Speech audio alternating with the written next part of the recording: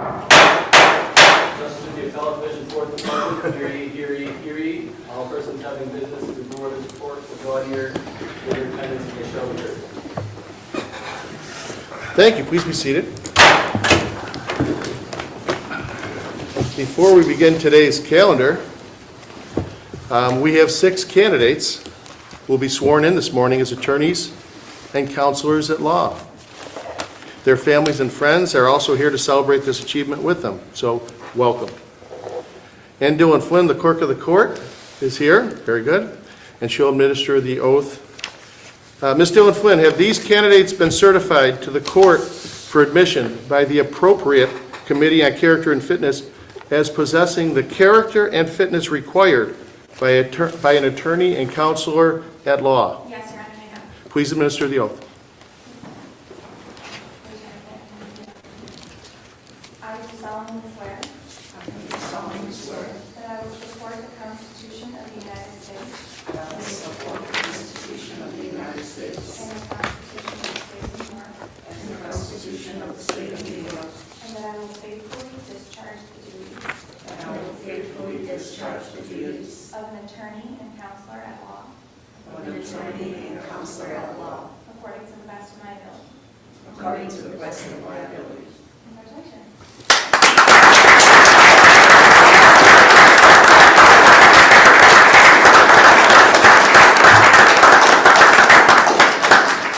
Let me add my congratulations. A career in the law is very often driven by the desire to be in a position to help people. People who are very often at desperate points in time in their lives. People who feel like there's nowhere to turn. You, now as attorneys and counselors at law, will be the person they turn to. It's an extraordinary gift to be able to help people in such a way, to play such an important role in their lives and the lives of clients. I wish you all great success, and I'm confident that the years ahead will be filled with great accomplishment and much satisfaction. Congratulations.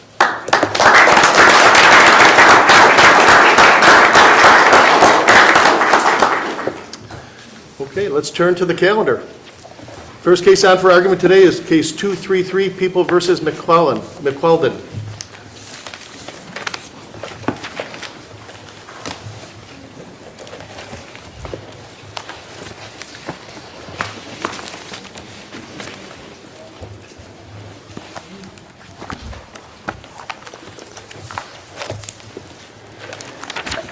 Counsel, proceed. Good morning. May it please the court. Casey Duffy of Hiscock Legal Aid Society on behalf of Mr. McClendon, the appellant in this case. The central issues before the court today are tainted by the fact that the prosecution's theory of burglary was premised solely on Mr. McClendon's alleged intent to threaten complainant with a knife upon unlawfully entering or remaining in her apartment. Yet, despite pursuing this narrow theory of the case every step of the way, the court the court failed to hold the prosecution to its burden of proof. Even though the model instructions call for the jury to be provided with a more specific mandate, the court instead directed the jury to convict Mr. McClendon if they could find that he entered or remained in complainant's apartment with any criminal intent generally. And as a result, the function So just so I understand your argument, you're saying that the general charge should not have been given here, it should have been a more specific charge. Correct, Your Honor. Right. Now, was a specific charge asked for?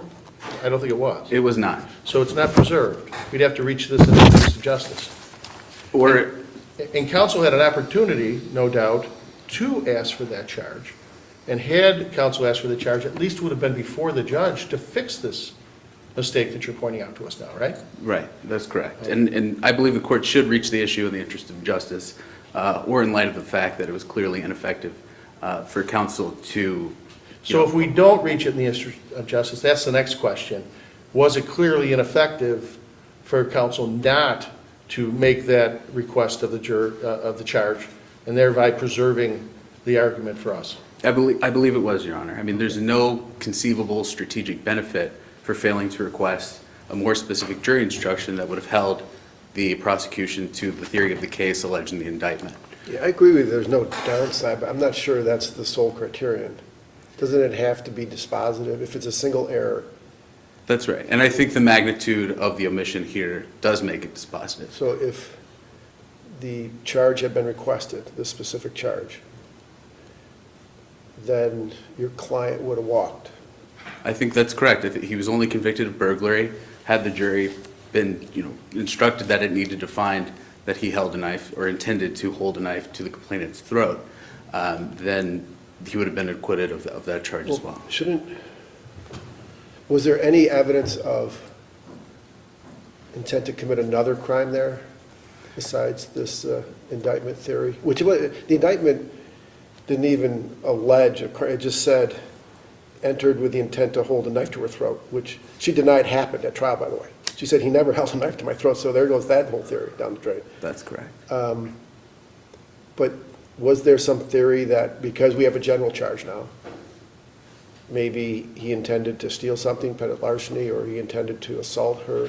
I think there were multiple, other, I don't think they rose to the level of sufficiency, but there were multiple other potential grounds by which the jury could have inferred criminal intent. I think the complainant specifically testified that she believed Mr. McClendon would steal anything he could. She said she was afraid for the welfare of her dog. It's possible that the jury just simply read trespass into the conduct alleged, and false imprisonment while the complainant was in the bathroom. She had called 911. So it's possible. All these arguments you're making are undercutting your argument that the separate contention that the verdict's against the weight of the evidence. You're suggesting other intent to commit crimes. I'm just arguing for the jury instruction issue. There were other potential grounds by which the jury could have convicted Mr. McClendon. Right, and I'm saying that undercuts your weight of the evidence. Because when we look at review the evidence under a weight analysis, under Danielson, it's in light of the elements charged to the jury, even if the court improperly charged the jury, which you say happened here. So Right. now because I happen to disagree with you. I don't think there's evidence that he intended to commit any of these crimes you just talked about when he entered. Well, they're kind of contradictory arguments that the analysis requires. First, for the jury instruction issue, it's whether there were any other potential grounds other than the charge theory in the indictment that might have served as the basis for the conviction. For the weight of the evidence, I agree that the complainant's credibility with regard to the existence of the knife was completely undermined by her testimony. The acquittals themselves aren't necessarily dispositive of anything, but they certainly speak to the degree to which the jury simply didn't believe her story about the knife. Counselor, don't we have a little bit of a problem because we don't know what the jury's thinking until after they come out of the deliberations. But the charge goes in beforehand. And that's the problem, right? When the charge goes in, we don't know what's in the mind of the defense attorney as to why. Maybe he wants a general charge based on the way the proof came in to the jury. And so, because your analysis in terms of evaluating whether it was effective or not depends on what the jury did, and that may have been driven by what the charge was. You follow me? I do follow you, but I think under these specific circumstances, there was no potential upside to not requesting a more specific charge that conforms to the But part of that's relying on the fact that he was acquitted on the other charges, because the analysis has to be at the time that the charge is read or provided, because he comes out of the charge conference and doesn't make any objection. There's no issue at all with the charge. And I think that's just an omission that speaks to the level of ineffectiveness. But he seemed to be effective throughout the case, though, other than that. There's no other claim that counsel wasn't mindful of his responsibilities to his client, is there? I think that he also failed to move for a specific trial order of dismissal. That's mentioned in the brief, but to the point about the jury instruction, I think it's regardless of whether or not someone provided effective assistance through trial, the significance of failing to request this more specific instruction kind of overshadows everything that occurred before. It's a little bit like forgetting to put the landing gear down before landing. Regardless of how great things might have been before, that error sort of overshadows everything that happened. Counsel, you should begin to wrap up. Okay. Well, if there are no further questions and I'm out of time, then. Very good. Thank you, counsel.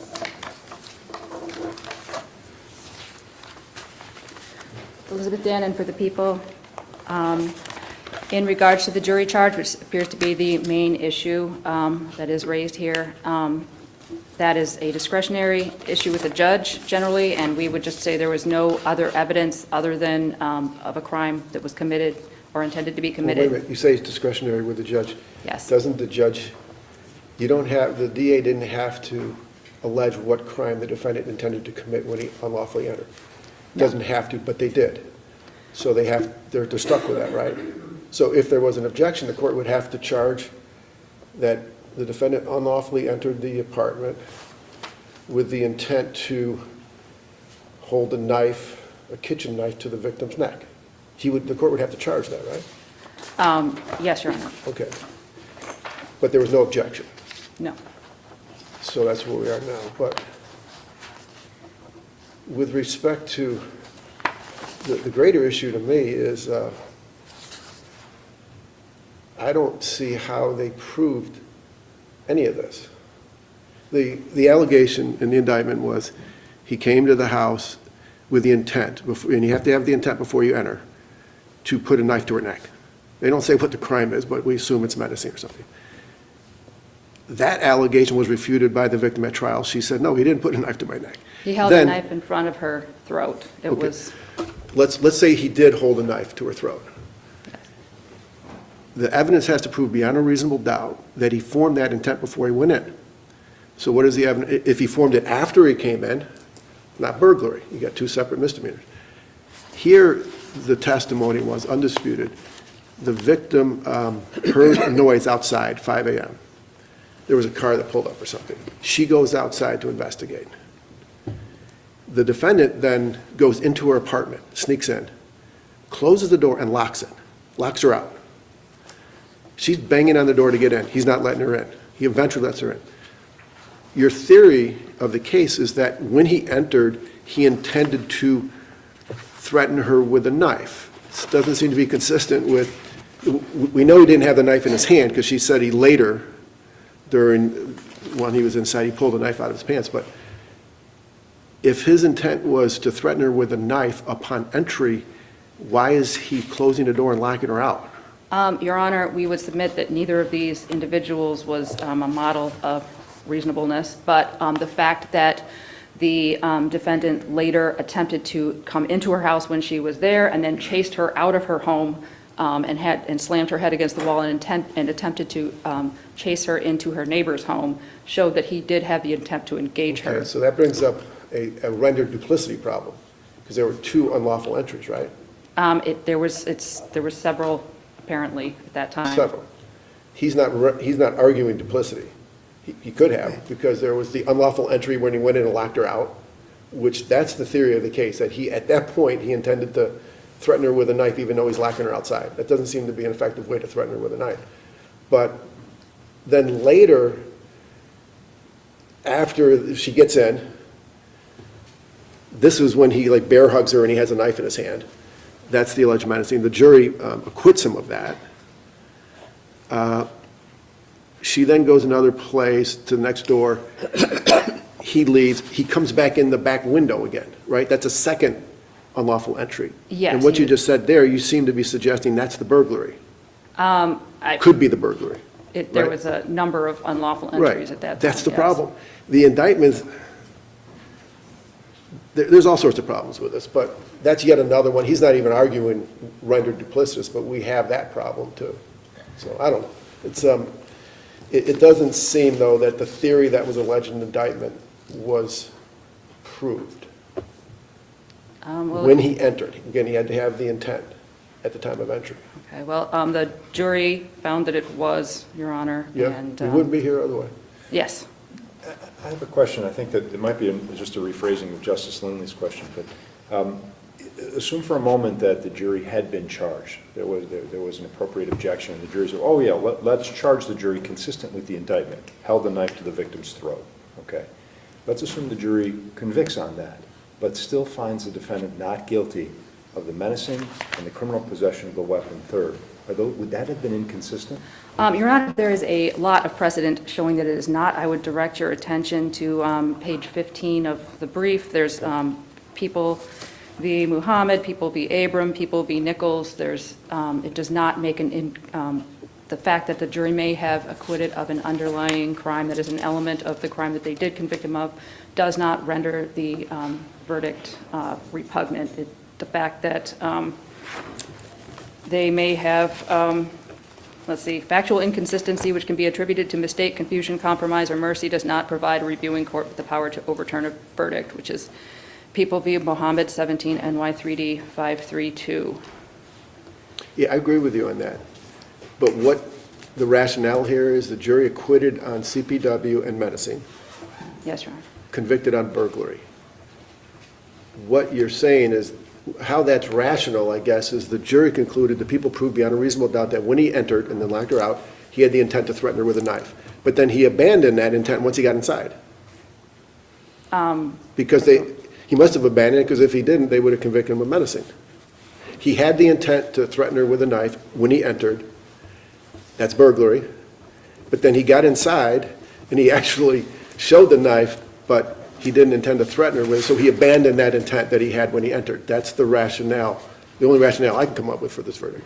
Well, Your Honor, it doesn't, the precedent says that factual inconsistency is not a basis. So even if they decided out of mercy to not charge him with that. Right, I agree with you on the inconsistency. I'm just pointing that out, that the evidence doesn't seem to sustain. This seems to be a criminal trespass trumped up into a burglary where the guy gets 4 years in prison. I don't know, I'd have to take a little closer look at it then.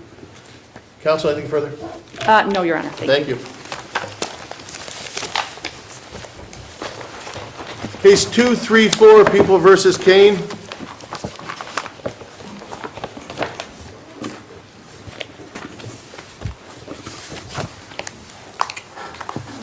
Good morning, Your Honors. 1 second, Counsel. We have your opponent who's appearing by video. Mr. Punch, can you hear us? Yes, Your Honor. And we can hear you also. All right, proceed, Counsel. Thank Good you. morning, Your Honors. Robert Kemp on behalf of Daniel Cain. May it please the court. Mr. Cain's actions were justified because he reasonably believed that his stronger, aggressive, and often violent brother was once again going to escalate this situation to another situation of violence. What's critical here is that Mr. Cain had a state of mind that he believed his brother was going to act violent once again, and that he was aware of past incidences of violence not only towards himself but other family members. Their father testified about several instances where Bradley Cain was just unprovoked violence towards not only Daniel Cain but the sister and himself, the father. Would you agree, though, on this instance, in the facts of this case, you're talking about past Correct. aggressive behavior. In this instance, the facts of the case indicate that the victim was never armed, That's correct. and the defendant was the lone aggressor in this circumstance. Well, there was testimony of some of the witnesses here that truly believed that Bradley Cain was not the aggressor, but Bradley Cain had a background. He even testified himself that he had substance abuse issues, and he fell off the wagon. He was highly intoxicated. He was drinking before he even got there, brought a 12-pack with him, ran out of beer again, went to the store to get more beer. They were both intoxicated, and there were situations where he actually said he has mental health issues, which was testified by both Bradley Cain and his father, and Bradley Cain said that he didn't take his medications that day because he wanted to drink. And he was intoxicated, and Daniel Cain knew that, and knew this could have escalated into another violent situation. And the other witnesses probably said, oh, there was an aggressive, it's about aggressive behavior. But it's not what the other persons perceive at that situation. It's what Daniel Cain perceives. It's what his reasonable belief, and he believed, once again, this was going to escalate into another violent situation. Also, the facts indicate, if I've read the record correctly, that the defendant had, prior to this engagement, prior to the victim even being there, I Correct. think, had positioned knives, weapons around the apartment That was in different strategic places? I don't know what strategic places, but yes, there was testimony regarding that. But once again, it's the state of mind of Daniel Cain. Maybe just because he knew how his brother was, knew he was violent, Maybe he did do that, put knives around, because he had a reasonable belief that he had to defend himself. Bradley Cain testified that he weighed 220, 230 pounds, and that Daniel Cain weighed 150 pounds. That's a considerable difference in weight.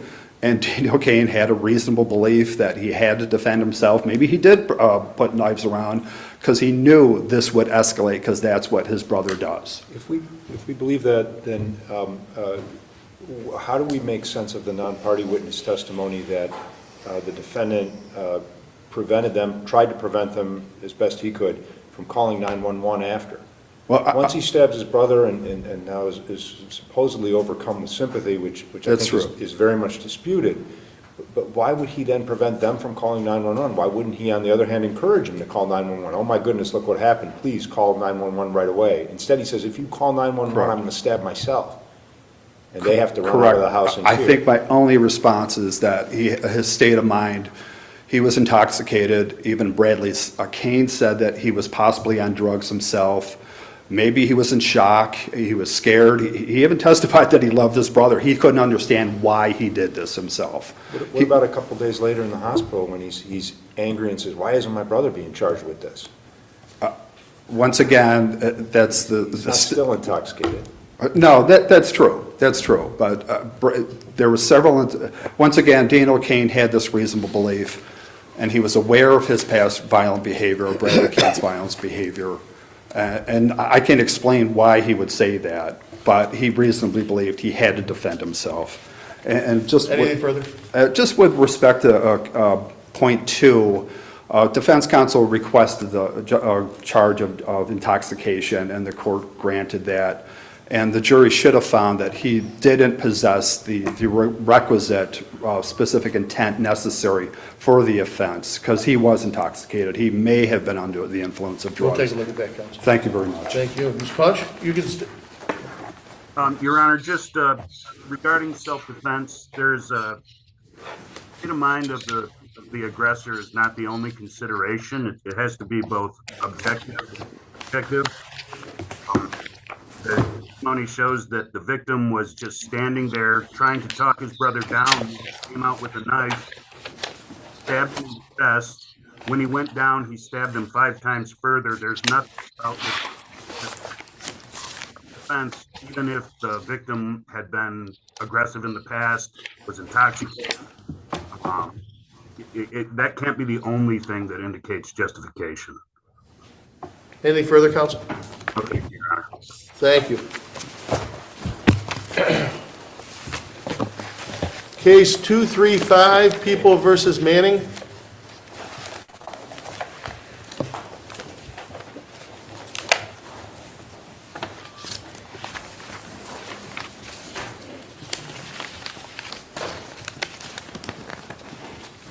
Proceed, Counsel. Good morning, Your Honors. Alexander Prieto from Monroe County Public Defender's Office for Defendant and Appellant Shane Manning. I'd like to focus my argument on the legal sufficiency point and the statutory definition of rifle under the penal law. And there are 3 points that I'd like to emphasize. First, whether the weapon here was a rifle under the statutory definition is a question of statutory interpretation for this court to resolve as a matter of law. There were no factual disputes about the weapon. It was in evidence. Its physical characteristics were what they were. There was no dispute about those. When we look at the weapon expert's testimony, he says 2 things. He calls it a rifle, but that's irrelevant because he's not applying the penal law definition. And then he also says, he indicates that there's an area on the weapon where a stock could be attached. It's designed to have a stock attached. We don't dispute that either. Doesn't this come down to, it sounds like what the people are arguing is that even though the weapon that he possessed, that was found in the house, couldn't be fired from the shoulder, that when it was manufactured, it was intended. When it came out of that shop in Russia, it was made with the stock on so that it was intended to be fired from the shoulder. You say I think what your argument is that we should look at how it's designed at the time your client possessed it, not at some time in the distant past when it was manufactured. Do I understand you right? That's close, yes. My argument is that when applying the statutory definition, this is a weapons possession case. It has to be limited to the physical item that the defendant actually possessed. And then when you look at that physical item, there's three things that it has to hit under the statutory definition. It has to be made or remade to be fired from the shoulder, designed to be fired from the shoulder, and intended to be fired from the shoulder. The people are, in their brief, have really only focused on and addressed design. And I'll concede that that's the closest out of the three. But all three are not hit. Well, Counselor, Justice Lindley's point was, I think, to you, there's proof in the record that this firearm was modified. It originally had a stock. There were bolts to attach a stock. But the defendant had removed the stock, or someone else had removed the stock, and just removing the stock doesn't not make a rifle a rifle. There is no, actually, I would submit there's no proof in the record that the stock was ever attached to the particular component that was in here. The expert said it has some place where a stock could be attached, but he admitted that he did not know whether the... Well, he said there were pistol grips, and the reason you have a pistol grip is so you can hold it up against your shoulder. I'm He described the difference with the sights. You look down the barrel, down the sights, like you would fire a rifle. It operated like a rifle. You pull a trigger like a rifle. Well, when you're saying like a rifle, the question whether it is a rifle is really limited to the question whether it was made, this is what's in dispute here, made or remade to be fired from the shoulder, designed to be fired from the shoulder, and intended to be fired from the shoulder. And that's also, I would like to emphasize that that's a narrow question. The question before today isn't whether this is this weapon might be illegal or might be an illegal firearm under some other provision of the penal law. Well, in the brief, Ms. Soames, in a footnote, says it doesn't meet the definition of any firearm anywhere else. I did see that footnote, and I did take a look at it when I took over this case and wrote the reply brief. Mr. Manning is not taking the position that this is not an illegal firearm. But if Ms. Soames is right, let's say that she's right on that footnote, and you're right that this isn't a rifle, then it follows that it's perfectly legal to carry this type of weapon around and just start firing it, right? There's no legal prohibition against it. That's the implication that your reading of the law would require us to hold. If it is not a rifle and not a firearm under any other part of the long and complex definition of firearm, then yes, it would be legal. But I think there's a number of ways that, the prosecution might have been able to charge this. I mean, we've heard that there was no dispute this has a pistol grip. Pistols are firearms, assault pistols are assault weapons, but that wasn't, and the subdivision F of firearm is a very broad sort of catch-all definition. Or, I think as Ms. Soames said in the brief, the legislature could just correct this and put in the statute originally intended from manufacturer. That would resolve it, right? Because that's what the dispute is it intended at the time that your client possessed it or back in the day? Your argument seems to be in the brief. The legislature, if they intended it to be originally, they should have said it, and they didn't. Not only did they not say it, but that the way they have written the statute, the language that they chose, indicates that when we're looking at intended, it has to, it's not originally, it has to be at the time of possession. And the reason that is the twofold. First of all, the statute already talks about design. Designed is what's originally intended. If that designed wasn't, if designed and intended mean the same thing, it makes intended superfluous. And then we also have the point that later on in the definition of rifle, the legislature uses a phrase that's almost but not quite the same phrase. It says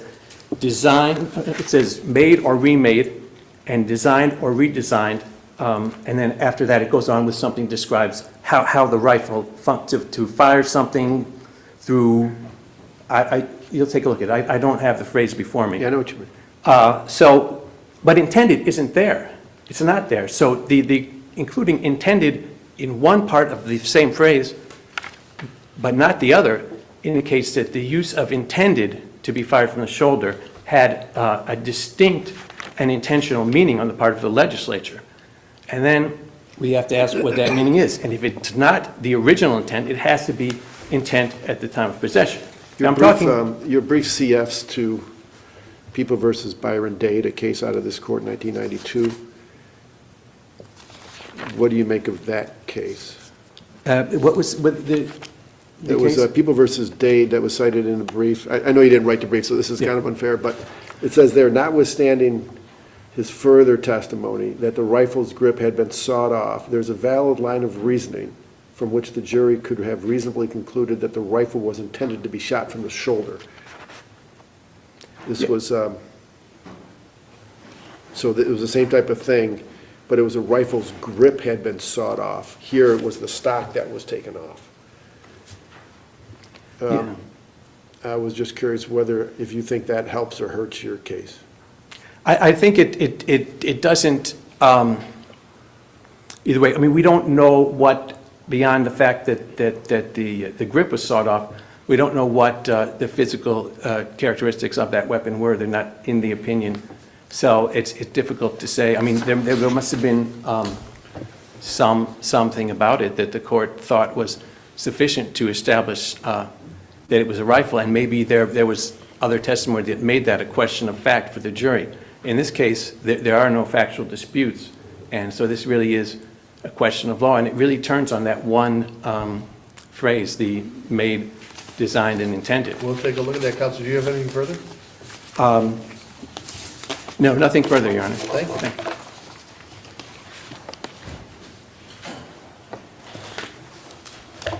Good morning. Marty McCarthy for the People. I would look at this as the definition of a rifle is designed in essence to deal with a couple different circumstances. One in which something's originally manufactured as a rifle, which this was. And the other situation in which somebody modifies a firearm to make it a rifle. And in the word intend in that scenario would go to the intent to turn it into a rifle. When you look at when something's originally manufactured, its original manufacturer, the intent of that manufacturer was to manufacture a rifle. And I don't think there can be a dispute that this was originally manufactured as a rifle. Its intent when it left the warehouse. Counsel, let me ask you Was this, though. It's a possession case, right? And so we're really focusing on at the time of possession, not at the time that it left the warehouse, I think. And focusing on the word design, are we limited to saying when it was originally designed? When you're modifying an instrument, whether it's a gun or some other piece of equipment, and somebody says, I start with this piece of equipment, but I've got a design that's going to modify this, and I'm going to now employ that design by cutting this off or doing this, they're redesigning that instrument or that gun at that point. Can't design mean that, and doesn't that fit more squarely into what the weapon was at the time of possession? To answer that, the way I would look at it is when you talk about design, you have to focus on designed at the time of, and if it was, it's a rifle. This scenario, with this defendant, what had happened with this particular rifle is that there was no more stock. That doesn't take it out of the realm of a rifle. Do you agree, though, factually, at the time the weapon was recovered, it couldn't be fired from the shoulder? Without the stock, it was not capable of being fired from the shoulder? As a matter of fact, the person who testified it didn't. He testified that he didn't fire it from the shoulder, but I believe he indicated it wouldn't, because, and you don't have the benefit of this, I actually went and looked at this gun. What you have at the end is, so you have the barrel, and at the end is you have a place where you would have attached the stock, but really it's just sort of a little sort of bolt at the end. So there's nothing to indicate he couldn't have held it up like this. The firearms examiner didn't want to do that because the recoil may have brought it back to his shoulder and maybe bruised him. He could have moved it back to his shoulder, just like if you have a pistol, you could I suppose, fire it from here, right? Theoretically, yeah. Well, But it's this is not a little designed longer, to- so it wouldn't be like this. It would be more like this, Right. because it's longer. But how about Justice Whalen, the presiding judge, had asked you a question about how it's designed out of the factory. Let's say you have a switchblade, which is one of the weapons that's defined in the same statute. And there's a button on it, and the knife extends. Let's say you're found with a switchblade, but you had modified it. You took, the button didn't work, you just taped it, and it's forever open. And it doesn't switch up and down. Would you say, if you're caught with that, are you in possession of a switchblade, even though you modified it so it doesn't act like a switchblade? When it was made, it was a switchblade, but it's been modified such that it's just a regular knife now. How would that work legally? It would have been better if you chose something else, and the reason why I'm going to say that is, in essence, if you remove the button that makes it a switchblade, you've gotten to the issue of operability, as opposed to. Okay, that's a legitimate point. So that would have been an attempt. If he used the one that did it, maybe that would be a defense. Hey, no, I was Okay. never attempting to have a switchblade. I made that modification so that it's not a switchblade. But however, if there was none of that, Yeah. theoretically, that's an attempt to possess. That's a good answer, yeah. But going back to, and I don't know if I answered your question, so I'm going to try and do that now.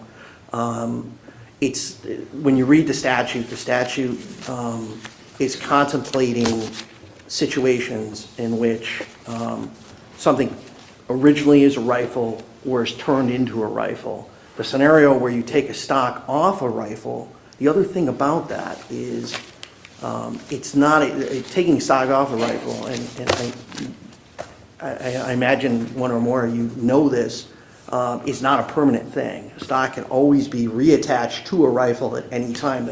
In fact, the examiner indicated that the bolts were there to reattach that stock to a rifle. So that, yeah, he may have had it at that moment without a stock, but that does not make it that he didn't possess a rifle. And the reason for that is what he possessed at the time it was made was a rifle. That's the criminal conduct that he's responsible for. The fact that there was no stock on it didn't make it not a rifle at the time he possessed it. Anything further, counsel? I don't have anything further. No other questions? Thank you, counsel. Thank you.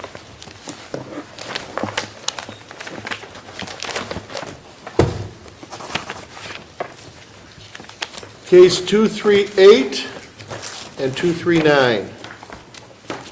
In the matter of Jacob S. et al.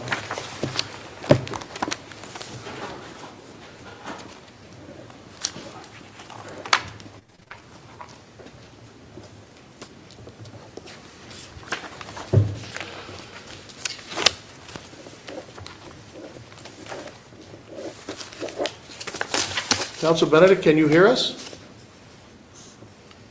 I can, Judge. Thank you. And we can hear you also. Counsel Reed, can you hear us? Yes, I can hear you. And we can hear you. Please proceed, counsel. Thank you. I wanted to focus my oral comments on the special circumstances for the one child Jalen as required to be examined under the Nicholson v. Scopetta authority, which cites SEA, because there's 3 children involved, and so the minimum standard of care in reference to each of those children will be distinctive. That the court below did find the special circumstances in the fact-finding order, so that's established. But what is not established is then what is the causal link or connection between those special circumstances and the reasonable response of the caregivers. So that is not dealt with, and it's required to be dealt with pursuant to Nicholson. Additionally, there is no record established as well about the unwillingness or inability to exercise that minimum standard of care in the respondent appellant rather.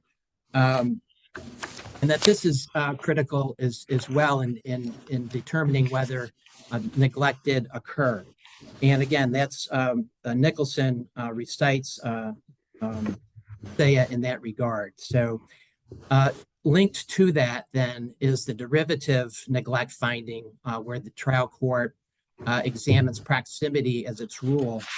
And I would submit that the under Hofbauer that the minimum standard of care cannot be judged in that kind of a vacuum, and that with each case there are particular facts. And so with the particular facts here, again, the minimum standard of care for the two twins is going to be distinctive from that of Jalen because of Jalen's special circumstances.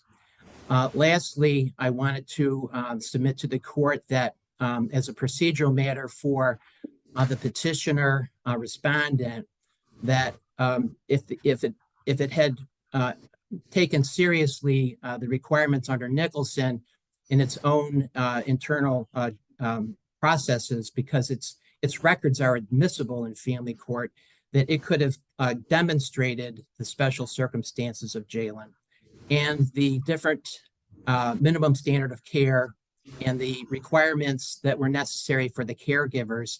And it would have established in their records an unwillingness or an inability, or the opposite, a willingness or an actual ability to meet those special conditions. But there's no attention to that.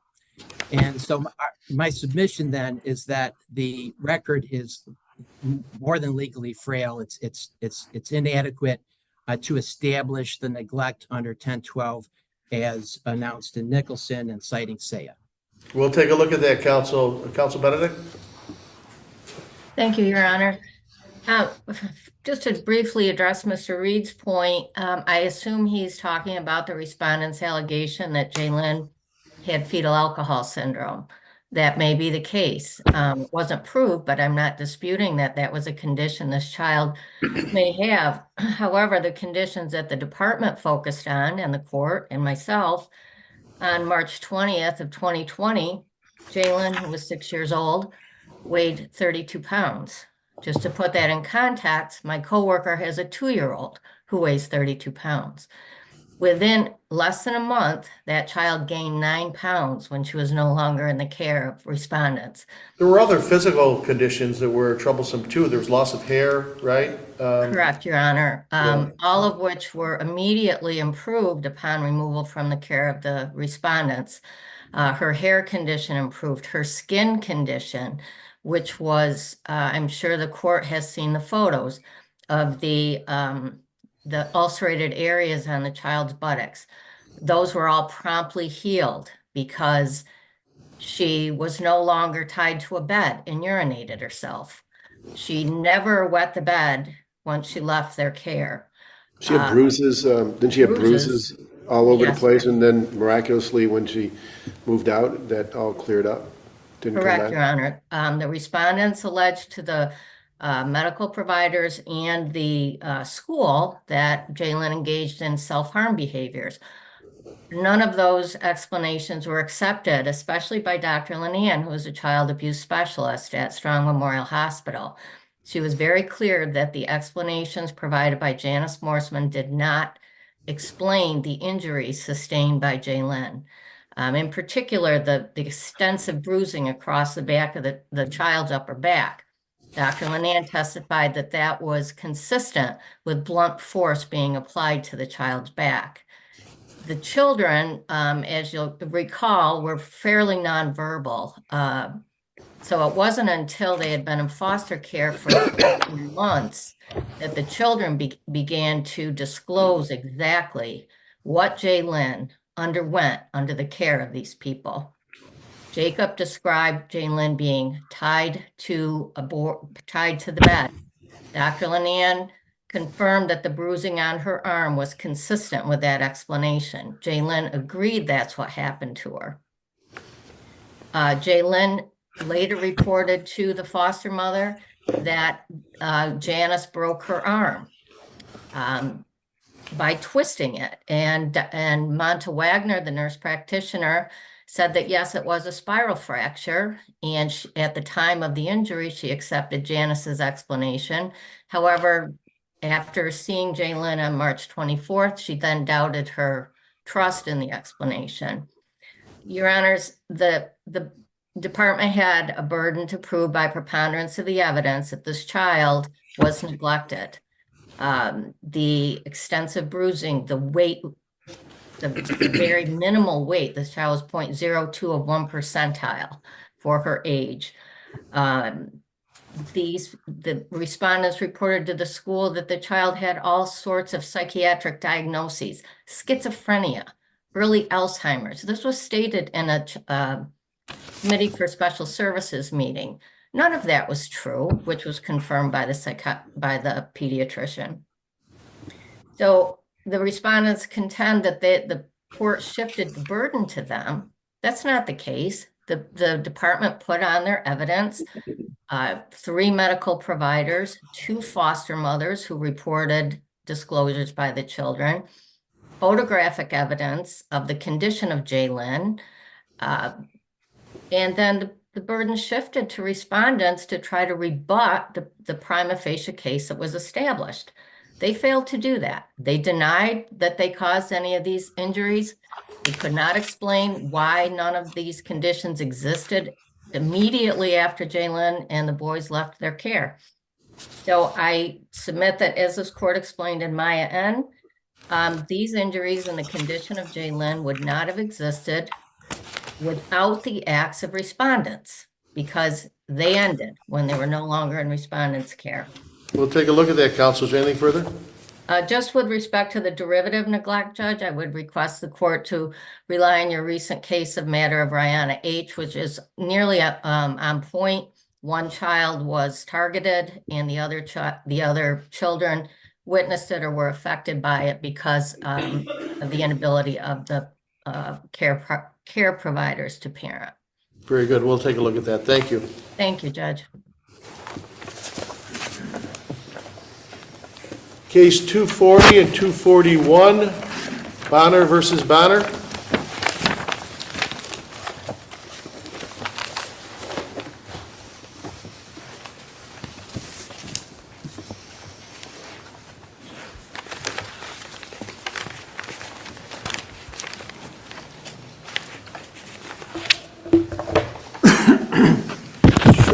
Good morning, Your Honor. May it please the court. This is an appeal from an order granting the mother primary physical custody and dismissing the father's custody petition.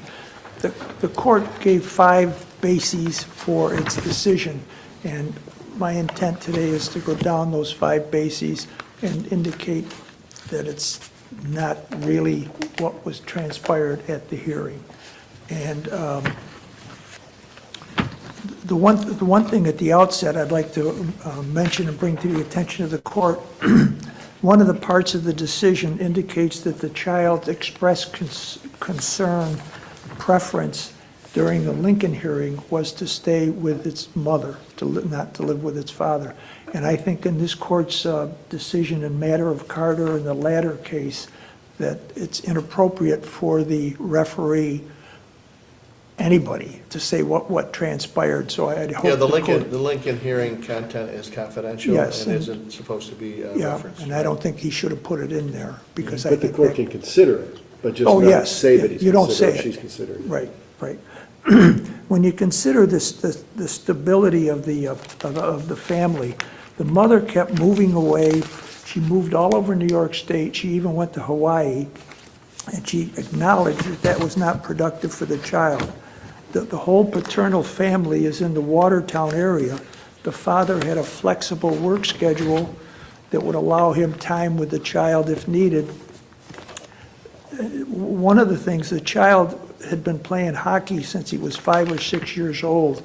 The mother completely wiped that out, and the father obviously wanted to continue it.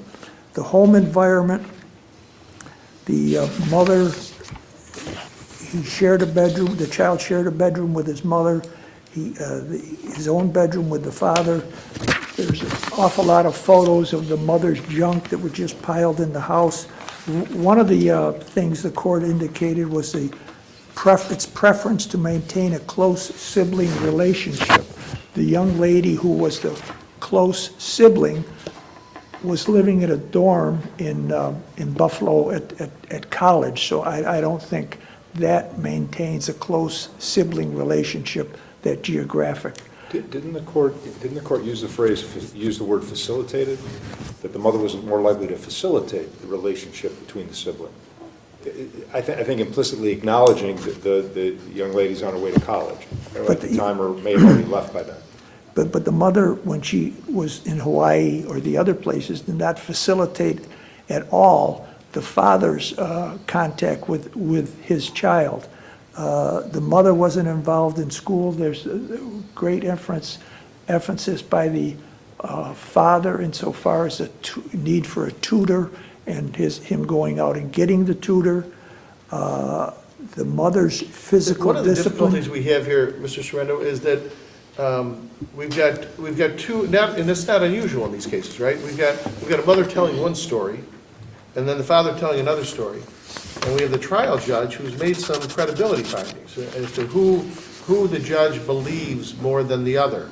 And in this particular case, the judge was, I think, crediting more favorably the mother's testimony than that of the father's testimony. Obviously. And we don't have the ability to see them testifying in person like the trial courts. And as you know, we often defer to the trial judge and on those credibility determinations. And isn't this really come down to those kind of credibility determinations? With all due respect, I don't think so, Your Honor, because when I started, I said the basis, I submit that the family court failed to consider the mother's treatment of her other child insofar as that she locked the child out and the child does not speak to her at all. The child academically improving under the father's care, the mother's interference with the extracurricular activities of the child, the physical discipline. The mother was a physical discipline person, as her daughter indicated that her mother would whoop her. So you're saying there's objective facts in the record that if we look at them favor the father, Yes. and they don't go to credibility? Right. And the other thing, I think the mother, the best thing to say about the mother, she has a short fuse. Throwing water, threatening to shoot somebody, threatening to knife somebody. And counsel, that was the court's language. He said she had a short fuse. He recognized that in his Yes. decision, but he also said that all in all, I see that she's acting in the best interest of the children, including taking the children away and moving into that commercial space and doing those other type of things. He balanced these competing stories, didn't he? In a sense, but I think when you look at what the red lights, I think, are the things that I've indicated he failed to consider in the ultimate determination. I think that should raise a red flag for this court. In addition, I'm sure that they're going to indicate that relate to the court. The father indicated to us that the child's grade points are declining in social studies, math, and science. The absences are increasing, and the majority of those absences in school are unexcused. And he was just recently disciplined over a lockdown drill in school. So I think the well-meaning of the referee is not being borne out by the way the things are going along. And we would ask that the matter be reversed and the father be given custody. And if there's no more questions, I'll rely on our brief. Thank you, Counsel. Briefs. Thank you. Morning, Kate Woods here for the respondent, Malen-Bacher. In any highly contested, acrimonious custody matter that goes to trial, someone's going to feel like the court got it wrong. On a human level, it's very understandable, Mr. Bonner's position, but there's no legal basis for setting aside this court's decision. I'm primarily a trial attorney. This 25-page decision that the court issued in this case is more thoughtful and considered than the majority of the decisions I get in cases. You would admit, though, that both parties here had good qualities and some not so good qualities. This struck me as a close case. Some things mother did were bothersome. Taking the kid to Hawaii doesn't sound like there's a lot of consultation. That does not speak well to her desire to maintain a relationship with the child and the father. She had a job opportunity in the United States, but she went to Hawaii because she knew somebody there. That doesn't weigh in her favor. There are some personal behavior issues that we've seen from her that are concerning. On the other hand, the cleanliness of his abode. There were not just one witnesses, but the other daughter, and the judge credited that testimony. That doesn't seem like the most sanitary place to live. All in all, it's really close, but then we have the preference of the child. I know the court shouldn't, but anytime that the AFC, a child this age, advocates for a position, it's not substitutes, everyone's gonna know this child wanted to live with a mother, and to me, that, a really close one, two good parents love the kid, not perfect parents, that kind of tips it a little bit to me. Yeah, I mean, I would agree that each party has their pros and cons. That's the case in every custody matter. I mean, there's no perfect parent. Some of them are a little bit more straightforward than others. But I think the court properly considered everything and gave it the appropriate weight. I mean, there's room for someone to disagree, yeah, but can we say that this lacks a sound and substantial basis in the record? No. Thank you, counsel. I think we got your argument. Good morning, may it please the court. Despite Mr. Sarando's presentation, which I respect, my client is involved in hockey. He's been playing hockey.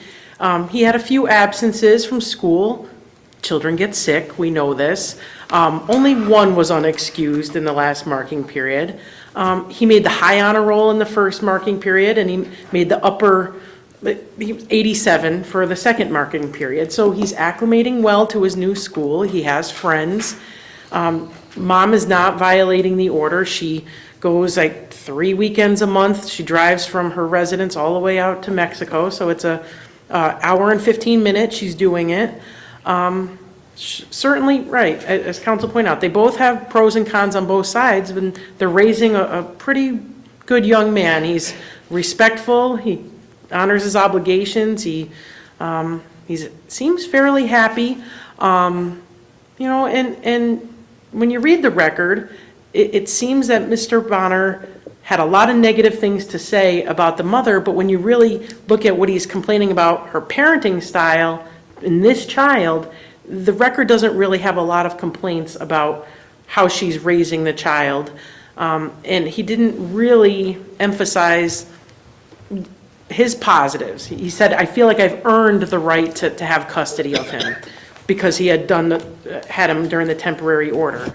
So I think all in all, the court weighed, it was a multi-day trial, a lot of heated testimony. You can see even in the pretrial appearances, the court had to cut off the parties. There was a lot of emotion, but ultimately the court, I think, came to the right decision, and the parties are still litigating their divorce up north, so maybe there'll be another matter before the court.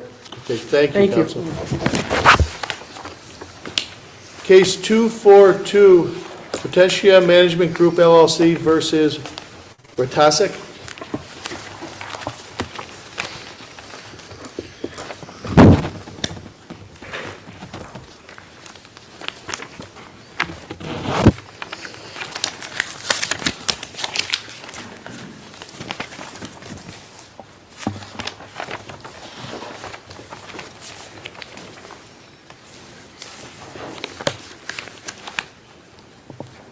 Mr. McGrath, we can see you. Can you hear us?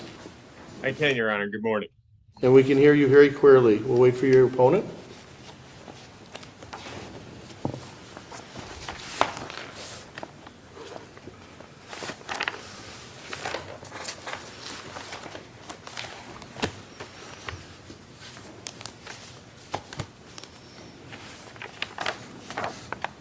Fusco, can you hear us?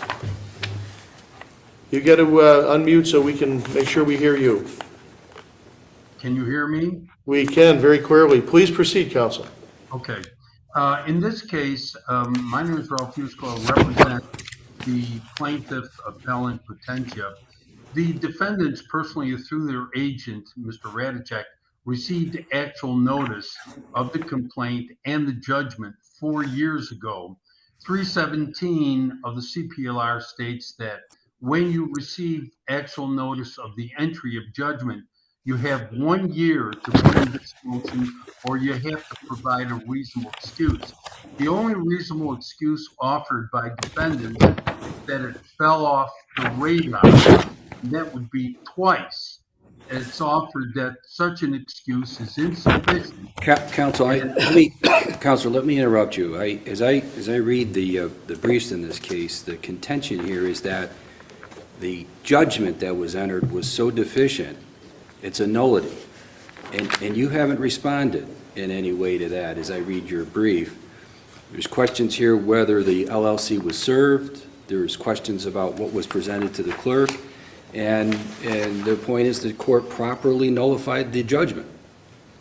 Well, the 317 states that you can serve the agent of a defendant, and that's Mr. Rasic. In the papers, nobody denies that Mr. Rasic listed himself as the owner and that the companies were owned by him. So that even though the affidavit of service didn't delineate that, the proper person was served. There's no denial. Can we talk about a more fundamental issue? You say that under 317, the motion wasn't made within a year. Doesn't it have to be within a year of the service of the entry notice here? Plaintiff, maybe I'm wrong, but plaintiff never served the defendant with the notice of entry of the judgment. It doesn't say that in section 317. The only requirement is that within 1 year after he obtains knowledge of entry of the judgment. That's all it says. And if you don't bring the motion within a year, you've got to establish a reasonable excuse for delay. I mean, this court held that is the premise 2 weeks ago in a case called Clear Fund Solutions versus Tomasetti, and it said that defendants were required to establish a reasonable excuse for the default as well as a meritorious defense for the action. But the lower court never required either one. I mean, there's no mystery here that these people know that this is a valid debt. They've been using the material for the last 4 years. There's been no complaint as to quality, no complaint as to the billing. All right, well, not with respect to the merits. Do you maintain that your client complied with CPLR 3215G when they moved for that default judgment? 3215G, did they file all the necessary papers with that? The additional notice, all these things, affidavits of service? Did your client comply with? Yes, the affidavit of service was filed and the additional summons and complaint was mailed. That wasn't in the record. I responded to the motion, but 317 just simply gives as a requirement the entry of judgment. But wait a minute, can I just clarify? You say that your client did comply with 3215G, but there's no proof of that in the record on appeal? The individual parts of the judgment are not in the record. The only thing in the record is the judgment itself. But the point I would respectfully offer is that it's a legitimate debt, and these people have been using material for the last 4 years. There is no mystery as to the construct of the debt at all. And I would respectfully offer that it's a deliberate effort on their part to avoid paying the debt. I mean, when this came up on an abstract title, instead of calling me to see if they could resolve the debt, they made this motion. And never in 4 years have there been any complaints as to quality or the figure that was built. Well, if we affirm, then you get a trial on the merits and you get to prove all this. It seems kind of obvious that you're going to win. Why not just have the quick trial instead of this appeal? You're going to have your day in court on the merits. It's not like it's getting dismissed. Well, that carries with it an expense of litigation. I could see that if there was something to prove. If they complained about the quality or complained about the billing. Well, counsel, let me interrupt for just a second. It's really a procedural issue that's before us in terms of is it a nullity or is it not a nullity? And, you know, you're talking about the merits of the claim itself, and I understand your passion with respect to that. But I think we have your argument with respect to the procedural issue. Do you have anything further? No. Thank you, Counsel. Thank you. Mr. McGrath? Was this a nullity, Counsel? Yes, absolutely. I just wanted to address the 317 argument. 317 is a procedural vehicle to vacate a default judgment, similar to 5015. There's a reason why my clients never pursued a claim under 317. They're separate and distinct vehicles to vacate a default judgment. 317 is not an issue in this. There's never been any argument relating to 317. 317 is a separate vehicle to vacate a default judgment when personal service isn't obtained. And that's not what we're alleging. We've never alleged that. What is alleged is that the judgment itself is a nullity. In the simplest terms, it's a mess from the inception. Parties weren't served, incorrect parties were named. Counsel, with the record before us, point to what's missing that proves your point that it's a nullity. What do you want to point our attention to specifically? Well, one of the parties wasn't served, right? So the LLC was never served. While opposing counsel is indicating that these additional notice provisions were followed in the obtainment of the default judgment, there's nothing in the record to indicate that.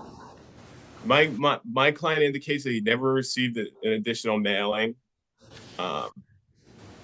And further, there have been multiple informal appearances by my client prior to the application to the county clerk for the default judgment in the first instance.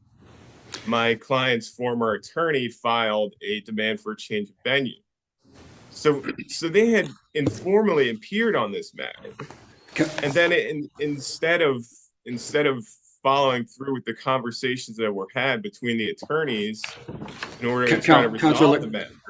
Counselor, I'm sorry, let me interrupt you. I mean, it seems your client failed to serve an answer, so it appears there's a default. As I understand your contention, the application to the Oneida County Clerk was defective. There wasn't a statement explaining how the default arose as it relates to the three defendants. There wasn't proof of the secondary mailing on the individual defendant. There was no proof of service, I think, on any of the defendants. That's your point, that the application to the clerk was defective at the outset and it shouldn't stand. Absolutely. Yeah. Anything further, counsel? Nothing further. Thank you. Thank you.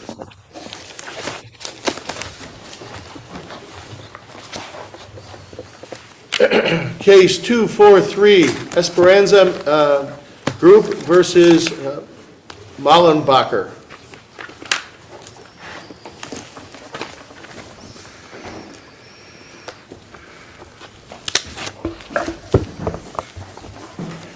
Good morning, Your Honors. Proceed, counsel. May it please the court, Andrew Miller from Webster Zani on behalf of the appellants.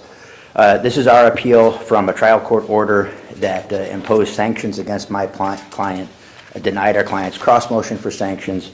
You were not the attorney back at the time this first discovery order was issued. That's my understanding. That's right? correct. You kind of came in after the fact. We came in about 8 to 12 weeks before the motion was heard. Yeah, very good. Yeah. So with respect to the imposition of sanctions against my client, our view is that that motion was, or the imposition was an abusive process really for 3 reasons. The first is that the discovery order does not require the appellants to provide login credentials to their QuickBooks account. Secondly, the providing of login credentials does not result in the production of a forensic copy or native files. And then third, we acted in good faith to try to avoid this dispute. So with respect to the first point, neither the underlying decision nor the discovery order requires my clients to provide login credentials. That term isn't found in either of those two documents, and there's no synonym for it. Simply does not exist. We then move to the issue of the ability to provide a forensic copy. And on this point, there are really two issues. First is that the respondents have acknowledged that their own e-discovery vendor informed respondents that due to the cloud-based nature of the QuickBooks account in question, it would be impossible to collect a forensic image of the account. Unless you gave them the login information, isn't that correct? If you gave them that information, then they would be able to access the information necessary to provide that. So it's not a forensic. So first, on the first point, I believe login credentials to a live cloud-based account is different than a forensic copy. So right now, what they have is they can log in real time and look at my client's QuickBook account and look at anything and everything they want to. Then with the issue of it being a forensic copy, you simply, my understanding, and I think there's an agreement among the experts in this case, that you cannot provide a forensic copy. A long time ago, QuickBooks used to be a desktop-based system, and parties would, in the course of discovery, exchange native versions of QuickBooks. It's now a cloud-based system. There is no forensic copy to be filed or be provided, and there is no electronic metadata to be produced. So if you think of electronic metadata in the context of Microsoft Word documents, Outlook files, photographs, you can look and you can see an electronic timestamp. We went through it in our brief and explained, one, that doesn't exist, and two, if you look at the printouts, you do see the metadata. Counsel, let me just interrupt you for a second. Sure. Prior to the expiration of the deadline in the court's order, was there an application to the court to go in and explain all this to the court below and say to the court below, look, we have a problem with the order now, and here's why we can't address these issues before the deadline, which has not yet expired? So prior counsel did not, our office did, is the answer to that question. Thank you. Proceed. So from our view, for the imposition of sanctions, you have to have willful noncompliance. And here we have an order that does not clearly indicate that we're required to provide login credentials. But you did provide login credentials for the EMG QuickBooks account? That's right, and really the reason for that is there's no dispute that the entirety of the EMG QuickBooks account is discoverable. There are two QuickBook accounts. There's the Todd Alexander Enterprise QuickBook account and EMG. The EMG QuickBook account was actually managed by the other side. They had access to it the entire time. There's no meaningful dispute that that's discoverable. Didn't the court order that both were discoverable, though? So that's a kind of a two-part answer. The decision says that they're entitled to discovery relating to certain disputed invoices. The order is broader than that and says that we are required to provide forensic copies. We cannot provide a forensic copy. The order does not say that we're required to provide login credentials. So one, we cannot provide a forensic copy, and two, the order doesn't say we have to provide login credentials. And in order to impose sanctions, you have to have willful conduct and bad faith. And this is not an instance where an order says do X and we have failed to do X. The order does not say provide login credentials. Well, it says to do X, and the only way to do it, the court said, was to provide login information. So I think that that's kind of different, right? So what the forensic copy is, it simply really doesn't exist. And so now, to answer your question directly, Judge, to this day, we cannot provide them with a forensic copy. They do not have a forensic copy. They do not have electronic metadata. It can't happen. We have an expert witness who said that. Their own expert witness has said that. So what they have is real-time access, live access to my client's entire QuickBooks account going back decades. Right, so, and it sounds like your client doesn't want to hand over the log information because there'll be information in there not relevant to this case that they could look at it and get business ideas, or I think it's really I don't the get the issue. harm there. Like they're going to rifle through there and try to steal business ideas? It's not so much business ideas. I think it's basically prejudgment enforcement. That's what they're trying to do. I mean, this is, in my view, this is kind of recreational litigation, this whole case. Couldn't that have been dealt with by in camera saying, look, Judge, we'll give you the login, we'll print it off for you, and then you cipher through, determine what's relevant here and what's not? It couldn't.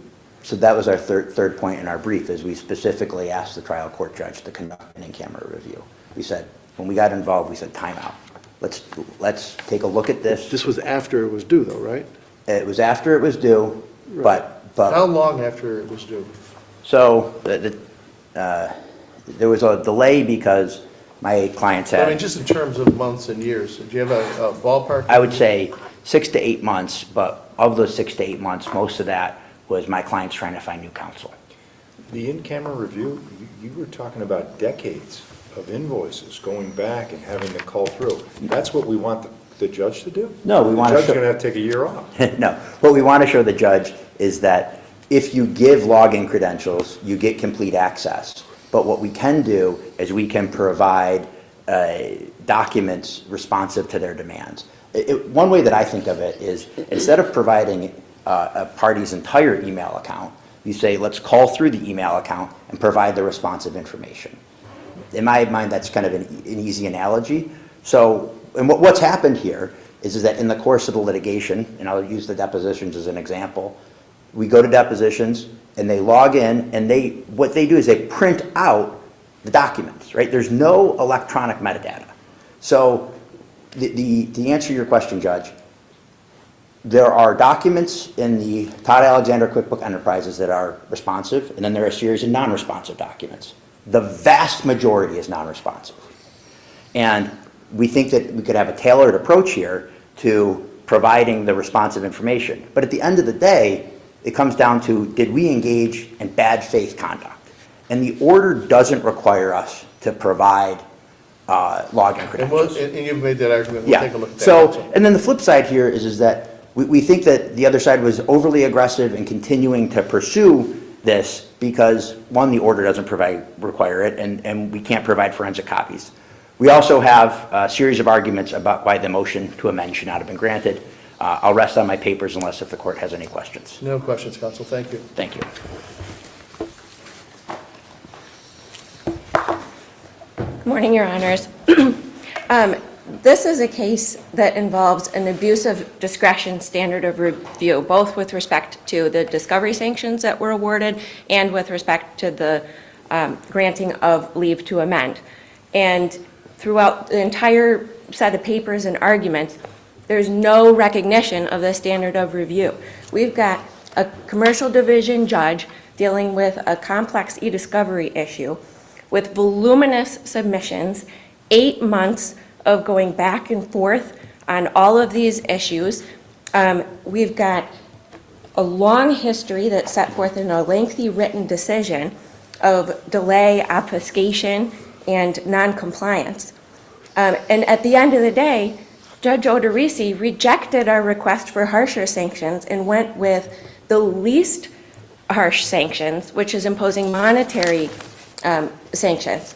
And the reason for that is because all of the delay and back and forth and fighting about this, when the order was clear, that required a huge amount of work. We were supplied with records that were cherry-picked and exported and printed out, and we were not able to dive down and look at it. The court held in its order that we were entitled to explore the accounting evidence on the labor and material charges that were in the invoices. It was not just about the invoices. Yes, the court compelled the production of the audit history reports, which did show that those invoices were created on the eve of litigation and then backdated. But we wanted to see the charges in the lien. They were going to charge for somebody's labor, say this person worked a certain number of hours and this is what it cost us to pay that person for labor. We wanted to be able to go in the QuickBooks account and see, well, what did this person do? When was this charge put into the QuickBooks account? Was this put in late just like the invoices were? We were not able to do that because you need the ability to go into the account. Do you have all that information now? I'm sorry, Your Honor? Do you have all that information now? Yes, Your Honor. After this order was issued, we entered into a confidentiality order so that the information could be used for nothing other than the litigation. And we obtained all the records, and it's a wealth of information. This could have been done readily within the time period that the court had set for compliance? Yes, Your Honor, and the idea that this was some sort of surprise when it came out in the order that we were entitled to native access, that is simply not true. At the oral argument on the motion to compel, we specifically discussed providing login credentials, and I'll just read aloud from my argument at that appearance. I said, as for the QuickBooks, we just need access to the account. It's a cloud-based account. We can be given a username and password to go into it and explore it ourselves. I don't see any charge associated with that. And then further down, certainly the QuickBooks and the native Excels we're asking for shouldn't cost a dime, really. So we were asking for that from the beginning. After that argument, the court issued a decision making clear that we were entitled to explore those records and look at all relevant records in that account that pertained to the labor and material charges. Then after that, we've got evidence in the record that plaintiff's counsel stated, I am not prepared, and they, meaning the clients, are not prepared to grant access just to comply with this court order. That's at record site 115. Shortly after meet and confer discussions, there was an email written by plaintiff's counsel saying they, his clients, no longer resist production of access to the EMG account, and yet they continue to resist production of the Alexander Enterprises account. And then right before this was heard, before the lower court after new counsel came aboard, they dangled the possibility of providing us with access only if we would drop the entire sanctions motion after we spent 8 months doing all this work. They seemed to be operating under the assumption that the Judge Odorizzi's order had not been issued or that it was advisory only, not realizing the game was already over, right? They were... Yes, Your Honor, they were attempting to relitigate the motion to compel. They were making relevance objections about it. They were objecting to confidentiality. They were talking about trying to do an in-camera review. All of that, if they wanted to make those arguments, the time to do so was before the court order was issued compelling them to provide this information. They never appealed. They never moved to re-argue. They never moved for clarification.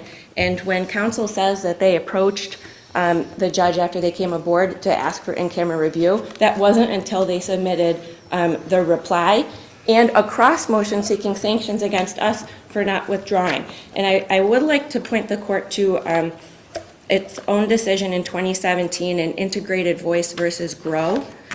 That's 147 AD 3D 1302.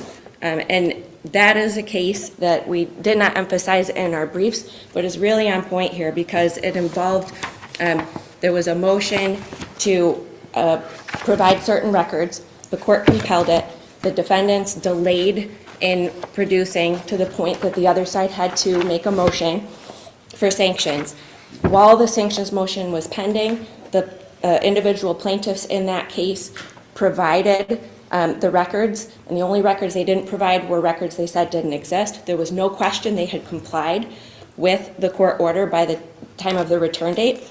This court found that striking the pleading was an abuse of discretion, but upheld the imposition of monetary sanctions based upon the dilatory conduct. We'll take a look at that, counsel. Thank you, Your Honor. And unless the court has questions on the leave to amend, there are quite a few things there, but I think We'll take a used look our at time. it. Thank you. Thank you, counsel. Case 244, Buffalo City Cemetery, Inc. versus 215 lot owners. Mr. Collins, I believe, is appearing by video.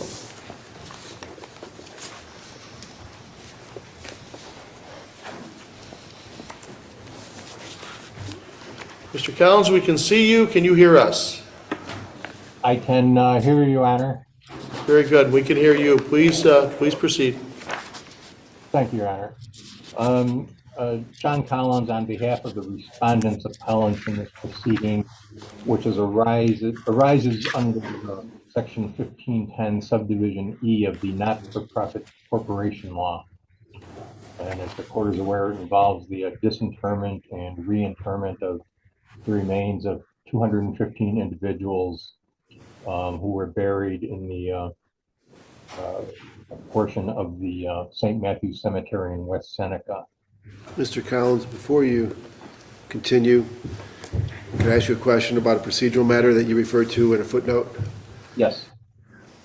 As you know, there was a decision that was rendered by Judge Ward, Justice Ward. Justice Ward did not issue a judgment. He did not issue an order.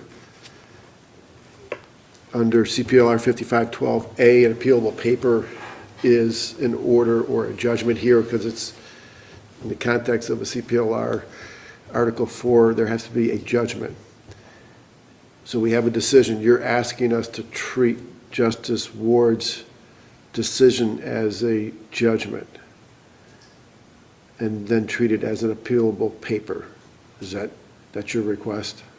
That's correct, and that stems from the fact that the petitioner, in this case Forest Lawn, served that decision and in doing so denominated it a judgment upon decision. And we in turn took an appeal from that judgment upon decision as styled by Forest Lawn. And I submit that, as noted in the footnote to which Your Honor alluded, which is footnote 2 at page 7 of my brief, the paper appealed from, although denominated by the court decision, meets the essential requirements of a judgment because it, addresses the issues in the case and, renders a determination resolving all of them, and for that reason, both Forest Lawn and, the appellants in this case agree that it is, should be treated as a judgment and has been treated as such, Would you agree that one of the essential necessary requirements of a judgment under CPLR 5016A is that it be signed by the clerk of the court? Well, I think, judgments, in my experience, are sometimes, signed by the presiding judge rather than the clerk, and then, filed and, simultaneously entered in the office of the clerk. And I think that this was, undisputably entered in the office of the Erie County Clerk. And although signed by the court, I think under these circumstances, that is sufficient. It doesn't have, the decision doesn't have any wording paragraphs or language such as it is hereby adjudged or decreed or ordered. It doesn't have any of that, those type of decretal paragraph, does it? It doesn't use that language, but I think in sum and substance, it reaches the same end by, adjudicating, finally adjudicating the proceeding, essentially a special proceeding that was initiated by Forest Lawn and granting the non-protunct approval under the not-for-profit corporation law, section 1510, that was sought.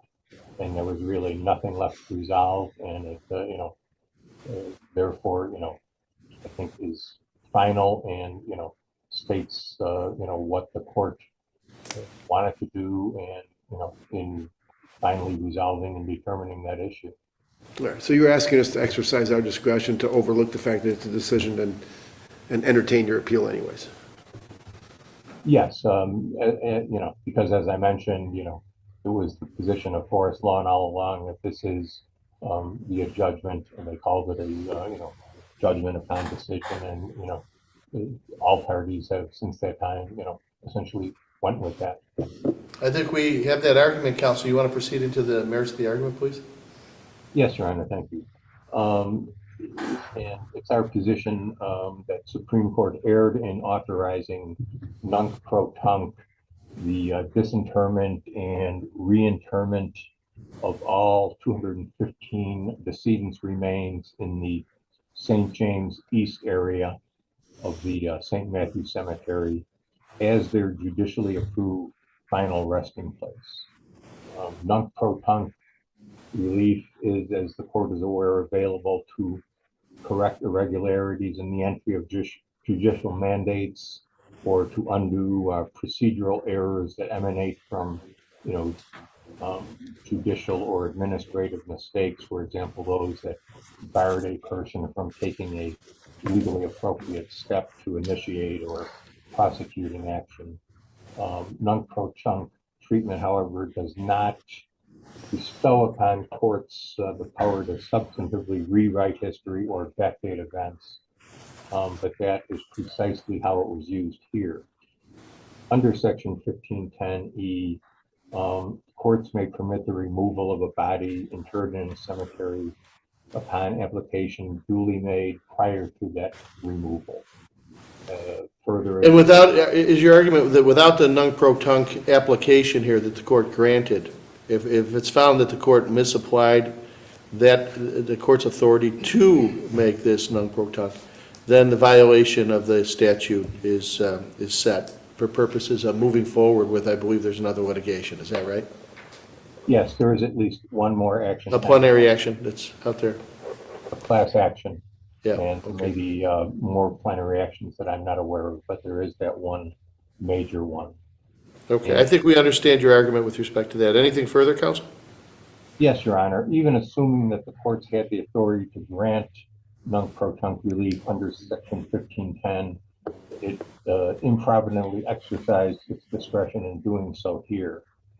As the Division of Cemeteries of the New York State stated in its brief to the trial court, although this was brought by Forest Lawn as a single proceeding, it really has to be treated as 215 separate matters involving 215 separate decedents.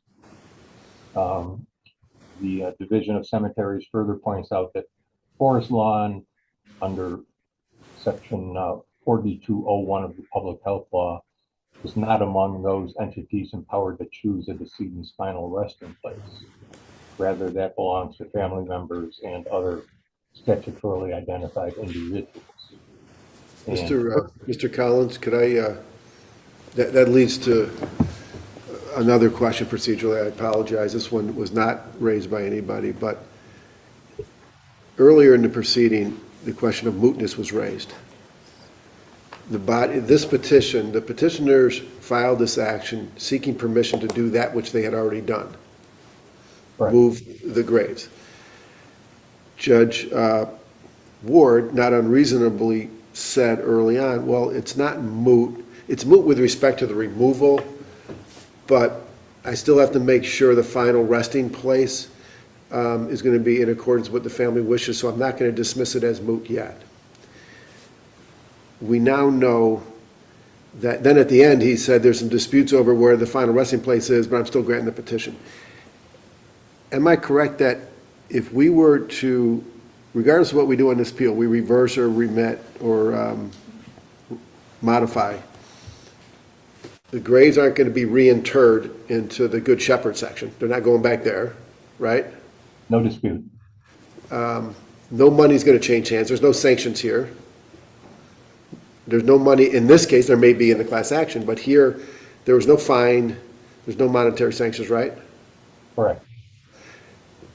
So the last question is, if we modify or reverse, would the bodies that have been moved to the East St. James section, they're not going to be moved as a result of what we do here, will they? You just said, the only reason they could be moved, but the family is going to move them at their desire and at wherever they want to. So the point is, no matter what we do, nothing is going to change on the ground, no pun intended. Everything's going to stay the same, and isn't that the definition of mootness? Well, I don't think it's moot, for the reason being that the court, as Your Honor already alluded to, determined that the St. James East area is judicially approved and designated as the final resting place for each of the 215 decedents, which has a, very real and, prejudicial impact on every member of the putative class, and certainly those family members who disagree with the reinterment of their loved ones' bodies in the St. James East area. The reason being that,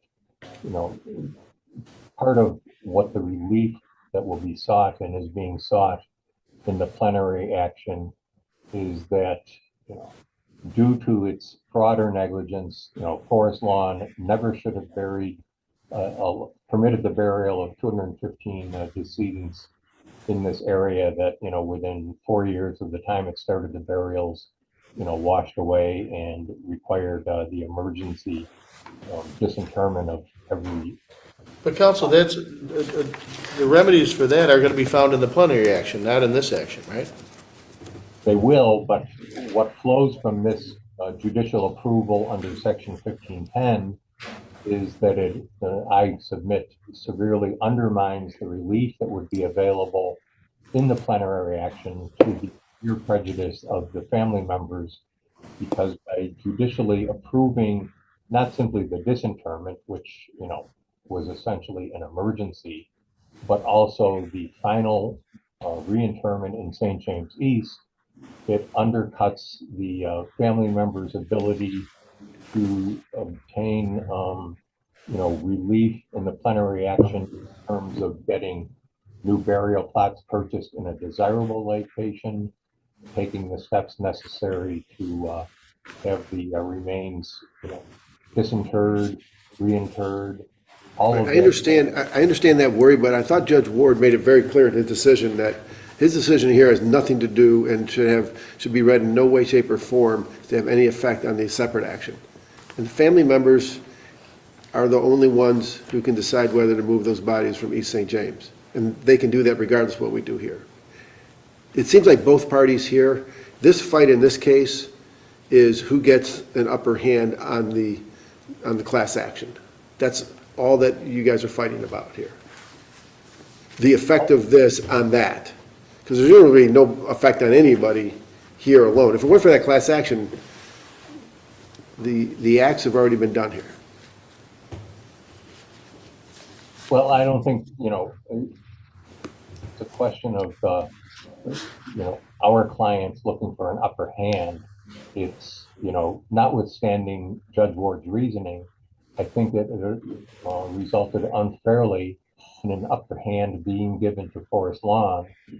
Now they can say, look, we have this judicial imprimatur that St. James East is the final resting place. From now on, you want to move your loved one's remains, it's up to you to foot the bill, because the court has already said what we did was perfectly fine. And I think the court erred in doing so on a one-size-fits-all basis. Mr. Collins, we'll take a look at that. You should begin to wrap up. Yes, Your Honor. And finally, for similar reasons, notwithstanding Justice Ward's, belief that it wouldn't affect the plenary rights, I think it also affects the survivors' rights for, to recover for emotional loss and the right of sepulcher, because, one of the elements that has to be established is that interference with a body was unauthorized. Here we've got judicial authorization, and therefore it prejudices class members in terms of their recovery for that right of sepulcher violation and resulting emotional loss. Thank you, Your Honor. Thank you, counsel. Good morning. May it please the court. Megan Brown on behalf of the Buffalo City Cemetery, aka Forest Lawn. Justice Lindley, to briefly address something that you raised, while I agree that this action shouldn't be used to give any party an upper hand in the separate plenary action, I think there is a very real impact on Forest Lawn that required the nunc-pro-tunc approval, and is why we are seeking affirmance here. And that is, it's gotten a little bit lost, but it was raised in our brief, specifically in my procedural history on page 10 of the brief. But the Division of Cemeteries issued a notice of noncompliance to Forest Lawn, and in that notice of noncompliance, which is at page 214 of the record, directed the cemetery to correct it. And if this is reversed, it's something that cannot ever be corrected, which seems like an untenable limbo situation. And in fact, the division director, who is an attorney, told the president or urged or recommended to the president of the cemetery, hey, to correct this, you should bring a petition in court and get court approval. And that's exactly what they did. And then it's hard to imagine a situation better suited to nunc pro tunc approval, because we're not seeking to rewrite history and say these bodies were moved on a different day. We're seeking to say, or we're asking this court to affirm what the court said, which is it's approved. This was an emergency. No one disputes that it was an emergency. I know they dispute who created it, but it was an emergency. The bodies can't go back to where they were. And frankly, I'm grateful that instead of running to the courthouse, the cemetery reached for the shovel and they, saved all these remains from really being further damaged and taking the 8-day statutory time period to serve the petition, when I think had they done that and waited 8 days to move the remains, who knows what would have happened? Maybe nothing, but probably something very bad, and we'd be arguing a different appeal here.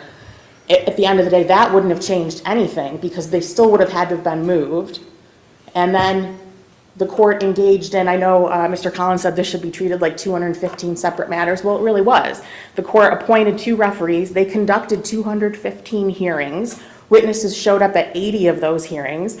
Many of them, or most, if not all, conducted during the pandemic. It was very challenging. This was really a yeoman's task that the court undertook. So in terms of an abuse of discretion evaluation, it's hard to imagine a situation where there, more could have been done to try to get the statutory parties, and it's not a 1-to-1 ratio. You have 215 remains. You don't have 215 people that need to sign off on that. You have spouses and adult children and lot owners and parents. I mean, it's a ever-expanding universe, and there was publication in media and various notices and hearings and witnesses and very thoughtful, reasoned analyses from the referees, very thoughtful consideration by Justice Ward. It really can't be said that there was an abuse of discretion here when we're really just talking about the timing. Well, if we're talking about a misapplication of the concept of nunc pro tunc, I mean, if that's what we're really talking about, we can find our way to an abuse of discretion if it was inappropriately done. You're arguing that it isn't, that's not the case here, that this is exactly the kind of thing that ought to be allowed to be nunc pro tunc because you were put in an emergency situation and action needed to be taken. And if you would have waited, it would have caused many problems. That's exactly right, Judge. And I know in my deep dive into nunc pro tunc, and I'm sure the court has done one as well, there's not a lot to work with here in terms of... It's not very deep. It's tough. And considering it's it's Latin, it's old, people have been using it forever, I expected to find some more something to help me out here. But I think, if we look at it in the cases that I've cited, and I know some of them are in the context of late filings or in immigration, but there is language that says it's the fairness to the parties that dictates whether the court can correct an error nunc pro tunc. And if the only error here is the pre-approval of this emergency action that no one disputes had to be taken, I submit that it's not an abuse of discretion to ultimately, after years of hearings and everything else that was done to get the buy-in from the parties, that I can't say this was an abuse of discretion. Let me ask you a different question, and it was raised by Justice Lindley a few minutes ago with your opponent, on the idea that this is not an appealable paper. It sounds to me like your opponent is saying, look, we're kind of like we charted our course. This is a decision, we treated it like a judgment, and therefore that makes it a judgment. And we're not going to hear any objection from you on that regard. Is that fair? That's fair. That's fair. I kind of perked up listening to that, and I noticed that footnote again as I was preparing for this argument. It's not something we ever raised. I'm not about to say that we've treated it differently. Would you say that the court's authority on determining what is and is not an appealable paper is not always something that the parties can chart their course on? In other words, we can't allow parties to just say, hey, let's deem this to be an appealable paper. We'll send it up to the appellate division, and because we've deemed it an appealable paper, they have to accept it because we've charted our course. That seems a little nonsensical, right? I would agree, Judge. We can't tell you what you should and shouldn't review. But I can tell you that both parties are in agreement that we have treated this as a final order judgment. And we'll take a fresh look at whether or not we're going to deem it an appealable case. I appreciate that. And then I would just wrap up by saying, I don't think this is jockeying for position in the related action. You know, here the cemetery was directed by the Division of Cemeteries to correct a noncompliance, and without this order from Judge Ward, it would be impossible to do so, and I don't think anybody. Yeah. Would you, on that point, would you agree that if we affirmed here Judge Ward's decision, this does not preclude Mr. Collins' clients from winning the class action? I don't believe it precludes him from winning the class action. You're not seeking to use this as a sword against them. That's what he fears. I You're going to run understand in there that. and say, look, we got a judge imprimatur here, and they said we did everything right, let's go home. Well, but I can't say that we're not going to say that. I mean, certainly we would say this, and I was warned by my client not to concede that point, and I will say that. But what the issue is, because it still comes down to the negligence claims, you shouldn't put the bodies there in the first place because it was unstable soil. So the fact that Judge Ward authorized you, non-pro-tunc, to remove them to a safer location. Correct. That doesn't absolve your client from any liability if there was negligence for putting them in the place they shouldn't have put them in the first place. I'll agree with that, absolutely. I have to be careful to not concede that we won't say, yes, the court approved the reinterment, because that certainly, as we sit here today, the court did approve the reinterment, and I'm sure we would rely on that going forward. You'd say that there was no violation of the statute because the court did approve it. We sought approval and we got it. That's right, whether we sought it ahead of time or after the fact. But with respect to those other negligence claims, those remain to be litigated. And I don't think it's appropriate to use that pending litigation as a reason to make any decisions for affirming or reversing in this case, because that's real. I mean, they're separate and they should be treated separately, and I'll leave it at that. Very good. Judge, were you about to ask a question? No, he asked it in the midst of it, so I didn't have to. I appreciate that, thank you. Thank you, Counsel. Case 245, Foam Depot, Inc. versus County of Erie.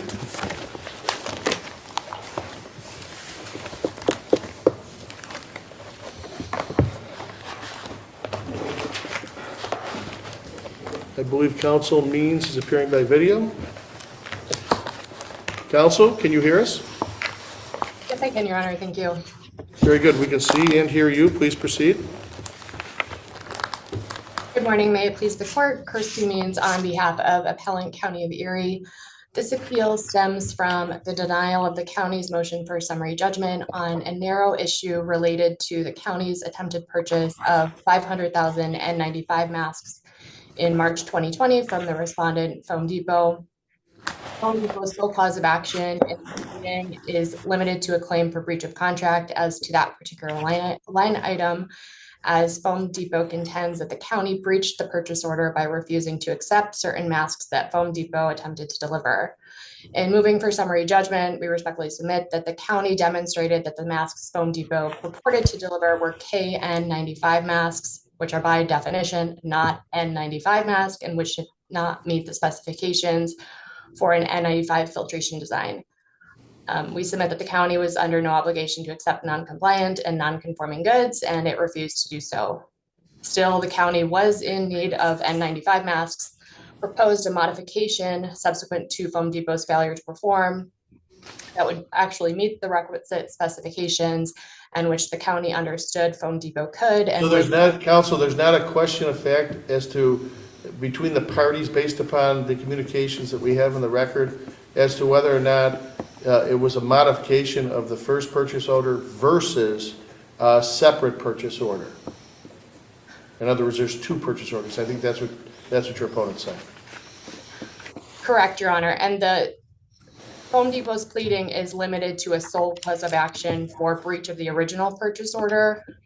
So I would say that the second argued modification is irrelevant for purposes of what's confined to the Foam Depot's pleading.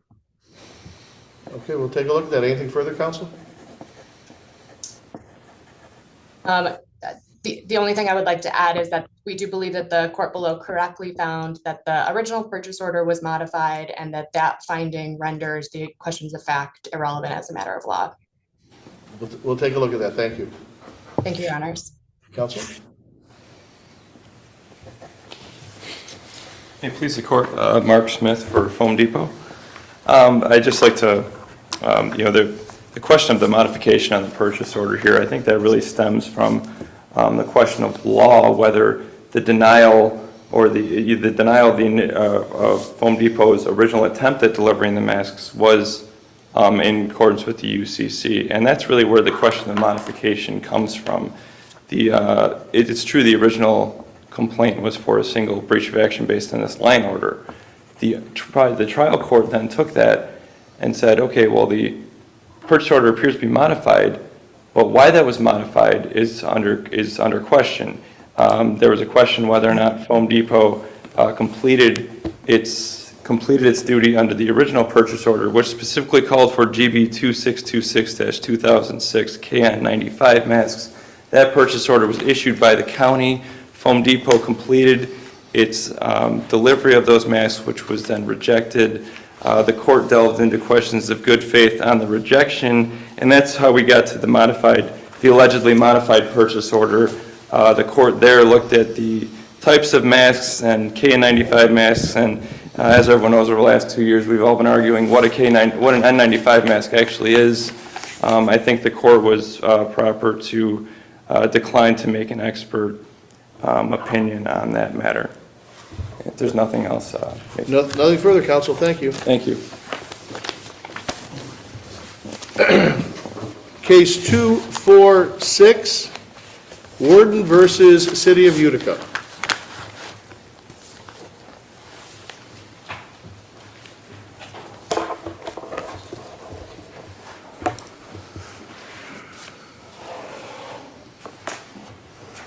Proceed, counsel. Thank you. Good morning. May it please the court.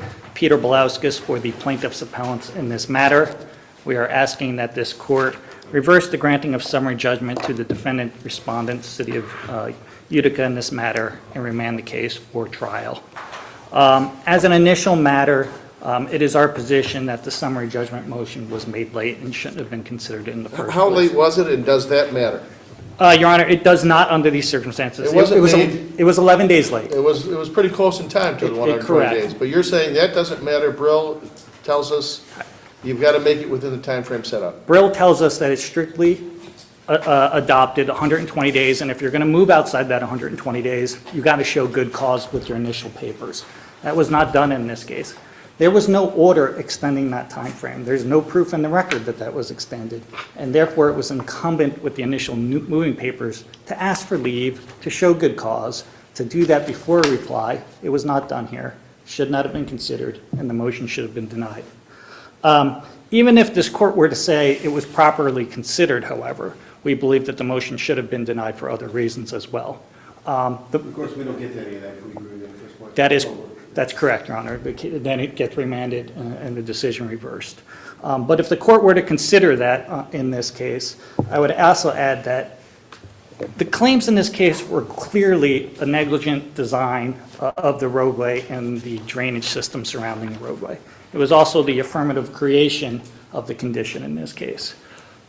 When the defendant respondent moved for summary judgment, they strictly moved on prior written notice. It was incumbent upon them when making that motion to address the negligent design argument as well as the affirmative creation. They were completely silent with their initial papers. They didn't carry their prima facie burden on that issue. And for that reason, the motion should have been denied as well, even without considering any opposition to the motion at that point. Additionally, if the court were to consider that they did make a prima facie showing, despite only moving under prior written notice, we believe that the question of fact has been shown here on these issues.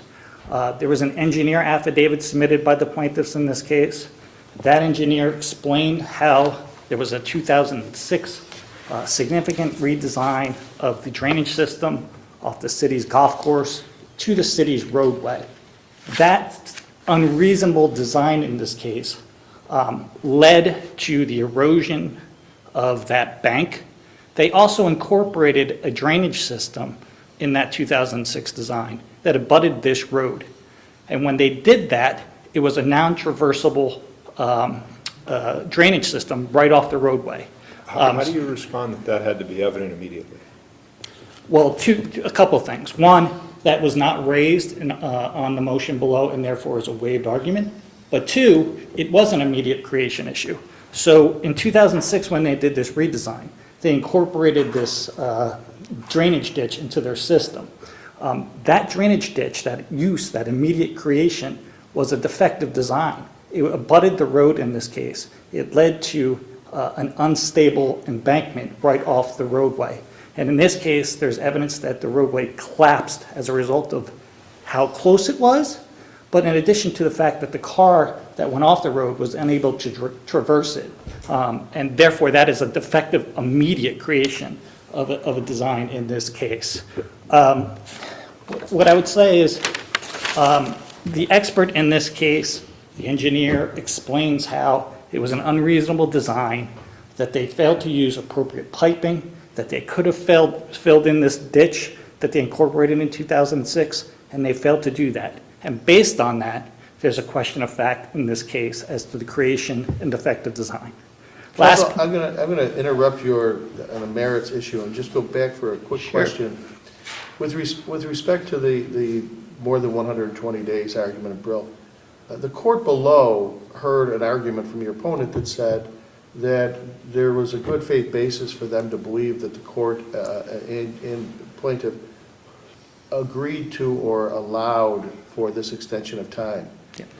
If the court makes that determination, do we have to find the court's abused its discretion? Is that the standard, or is there another standard that we should be looking at? Well, I think the Brill standard, I think you could de novo approach it. But I think under either standard, whether it's an abuse of discretion or a de novo approach, it will lead you to the same result in this case. There is no proof in the record that there was an extension granted. There is no order.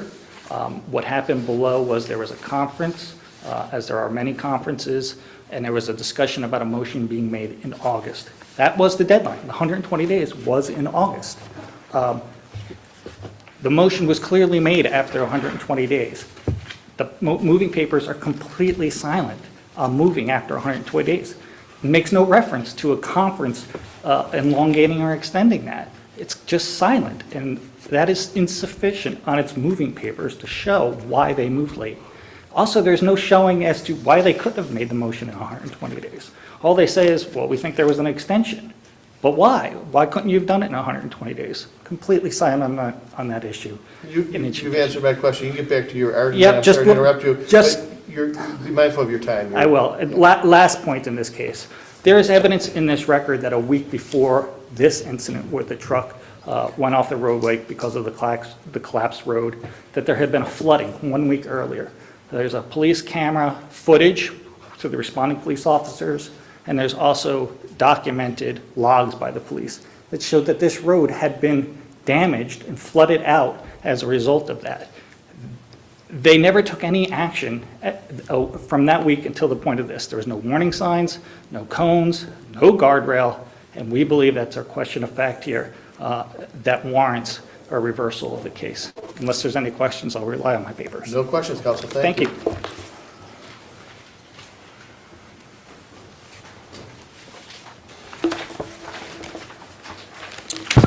May it please the court. My name is Zachary Oren, and I represent the City of Utica respondents in this appeal. I'm actually going to take my appellant's arguments in sort of reverse order, and I'm actually going to start with the last argument that was made about the prior notice, because I think that's the easiest one to deal with. The prior notice defense has not been raised on this appeal. That was abandoned. I briefed that at the initial part of my brief. So the fact that there's an alleged defective condition in the roadway a week before the accident is not relevant to this appeal, because the prior notice defense was awarded to the city and it has not been raised on issue. It hasn't been raised on the issue, so it should be affirmed in that regard. As far as the body-worn camera footage, those comments were made by officers in the field, so they're hearsay, and they're not expert reconstructionists. They can't testify to why the truck, and my opponent referenced that it was a car. It was a commercial garbage truck that went off the road. Certainly different than a vehicle. much heavier in weight. They can't testify to how and why that vehicle, the commercial garbage truck, went off the road. Next, I'm going to talk about the untimeliness issue of the summary judgment that was certainly discussed here. And we do look to the Brill case. We agree that it's important. It's a 2004 Court of Appeals case. And that lays down an abuse of discretion standard. But it's not a hard line rule like opposing counsel argued. The actual test is a satisfactory explanation for the untimeliness. And here, if we look at the record... Did you plead a satisfactory explanation? Did you plead that?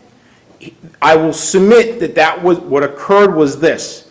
I was not trial counsel. Trial counsel was a separate counsel. Did trial counsel plead that in the motion papers? In his reply, because in his mind, he thought the motion was timely, he filed a reply explaining what happened at the conference.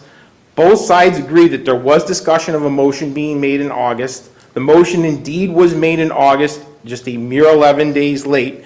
And the court did not abuse its discretion because it granted a surreply to plaintiffs to address the issue that had been raised. And there's court precedent for that to do just that. It's Legal 2 Sperato. It's a 4th Department from 2021 case that I cited. So I submit that has been properly, there was due process given to the plaintiffs on that issue at the trial court. Well, the trial court also, on that issue of whether the good cause, the trial court made a finding here. The trial court said that was party to those pretrial conferences and said the plaintiff's counsel did not expressly consent to the extension of summary judgment. What are we to do with that finding? Again, what I would look at is it said that, but it ultimately did indeed find good cause. So although that the trial counsel had a arguably mistaken belief that I just want to clarify, are you talking about a good faith reason? A good faith reason. Okay, it excused the trial counsel's misunderstanding of what occurred at the conference. And again, I think this is important, Your Honor, because we need to look at the policy considerations of Brill. And they talk about this in the case law. The policy behind it was to stop 11th hour summary judgment motions. This is not the case. If we look at this court's precedent interpreting Brill, that's an O'Brien 4th Department 2013 case, 18 months, way too late. Sorry, no dice, you're out of court. Same thing on Bissell, 10 months late. Sorry, too late, you gotta make that motion timely. However, if you look at Harrington, which is a 4th Department case from 2015, 2 days late, this court says that's fine. So that's the point of my analysis there. I see that my time is quickly expiring, so I'd like to move and talk about the design defect theory quickly, unless Your Honors have any other questions on the first point. No questions, proceed. All right, so moving to the design defect theory, we have to remember, first and foremost, that this road was designed in 1936. Now, we hear a lot about construction that occurred, and I'm not even going to refer to it as construction. It was maintenance that occurred in 2006, where they took out two 18-inch drainage lines from the adjoining golf course and replaced them with a 24-inch line. Now, their expert attempts to say that this increased the pipe's velocity. However, what he does is he adds the two 18-inch diameters to come up and argue that it should have been a 36-inch diameter pipe to replace it. However, that's not, and I know there's kind of an aversion to math and the practice of law, but that's not the correct formula to use. Basic science tells you it's pi r squared, which is an exponential equation. So when you actually run the math, the 24-inch diameter line provides roughly the same amount of volume as the two 18-inch diameter lines. So this changed nothing. More importantly, when they did, there was a reasonable design in the sense that they armored the portion of the drainage ditch where the pipe dumped into with riprap to prevent erosion. And importantly, that worked for, even if you assume everything they say is true, which you must on summary judgment, that worked for more than 10 years. In this court's precedent, that's the Simpson 2017 4th Department case, that says if it takes time because of a design defect for a condition to occur, you're back, like I said when I first started this thing, you're back to the prior condition, the prior notice defense. And that's exactly it. Otherwise, plaintiffs could get around the rule all the time, which is exactly what they're trying to do here. Counsel, I appreciate that the drainage issue is certainly the focus of the expert affidavit, but sure. At the end of it, the expert talks about the narrowness of the shoulder, the measurements, and that there should have been a guardrail there. that it was 4 feet, and it should have been, or it was 1.5, should have been 4 feet on the shoulder. Why doesn't that raise an issue of fact? Fair point, Your Honor. So let's first talk about, so we get into the design immunity cases that I've cited, and that's Weiss. It starts with Weiss, the Court of Appeals in 1960. It was what I think is a very relevant case here, Court of Appeals case Tomasi from 1978 that deals with very similar facts and that very argument about guardrails and drainage ditches and things of that nature. And here, what's very important is they never modified that part of the roadway. They never touched it. So under the Court of Appeals law, we're under, unless there's substantial roadway reconstruction. They did not tear this road down to its foundation. None of that occurred. They never touched the drainage ditch since 1936. They're not required to apply the modern building standards. In this case, it would be the New York State DOT manual to the construction of the road. And I have the 2006 work on the drainage line wasn't sufficient, didn't rise to the level. Correct. They never even touched that part of the roadway. That part of the roadway is due south, 50, 100 yards. And I have authority, too, from this court that cities are not required to file the New York State Department Transportation Manual. That's a CAVE 4th Department case from 2005. And finally, I will bring this out, is that ultimately plaintiffs cannot establish that the roadway actually gave out. And I did raise this in the brief. If you look at first of all, their testimony, plaintiff's testimony, he does not know how the accident occurred. That's at R93 and R122. Moreover, plaintiff can't tell us where the truck went off the road. That's at R124 line 19, and he admits it was a dark and foggy night. That's at R19 and R91 and R92. Finally, and importantly, if you look at the pictures taken after the accident, the fog line remains intact. The road did not give out. Now, I admit, after the fog line, the road is obliterated, but that could be because of any number of things, including a commercial garbage truck careening over it. And those pictures of the roadway are at R123 and R54. You should wrap up, Counsel. Do you have any other questions, Your Honors? No questions, Counsel. All right, thank you. Nothing further.